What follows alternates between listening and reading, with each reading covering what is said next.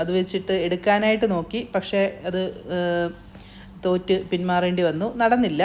പിന്നെ മാത്രമല്ല, ഇത്രയും വില കൊടുത്ത് സാധനം മേടിച്ചേച്ച് അത് താഴെ കളഞ്ഞു കഴിഞ്ഞാൽ പിന്നെ നഷ്ടമല്ലേ. അതുകൊണ്ട് ഞാൻ ചോപ്സ്റ്റിക്കിനുമായിട്ടുള്ള ഈ മല്ലയുദ്ധം അവസാനിപ്പിച്ച് കൈകൊണ്ട് തന്നെ അതെടുക്കാനായിട്ട് തീരുമാനിച്ചു. പല ടൈപ്പ് ചോപ്സ്റ്റിക്കൊക്കെ അവിടെ ഇരിപ്പുണ്ട് കേട്ടോ. ഇപ്പം ഇതുകൊണ്ട് ഞാൻ ട്രൈ ചെയ്തു, അത് പൊങ്ങുന്നില്ല, ആ ഇരിക്കുന്നിടത്ത് നിന്ന് അത് അനങ്ങുന്നില്ല. അപ്പോൾ ഇത് കണ്ടില്ലേ, ഇത് കാണാനൊക്കെ നല്ല രസമുണ്ട്. എന്തൊക്കെയോ സോസുകളൊക്കെ മയണൈസ് പോലത്തെ ഒക്കെ അതിൻ്റെ മേളിൽ വെച്ചിട്ടുണ്ട്. സാമുവൽ അതിൻ്റെ ഇടയിൽ അത് വെച്ചിട്ട് പെട്ടെന്ന് എടുത്ത് വായിലിട്ട്, സാമുവലിന് അത് ഇഷ്ടപ്പെട്ടെ. അപ്പം ഞാൻ അവസാനം എന്നാൽ കിട്ടുന്നതാട്ടെ എന്നുള്ള രീതിയിൽ ഒരെണ്ണം എടുത്ത് ആ ഒരു സോയാ സോസില്ല, ഞാൻ വേറൊരു പച്ച നിറത്തിലെ സോസ് അവിടെ ഇരുന്നേ അതിൻ്റെ അകത്ത് മുക്കി. അത് മുക്കി ഞാൻ നേരെ വായിലോട്ട് വെച്ചു. എൻ്റെ എക്സ്പ്രഷൻ നിങ്ങൾക്ക് കാണാവോ?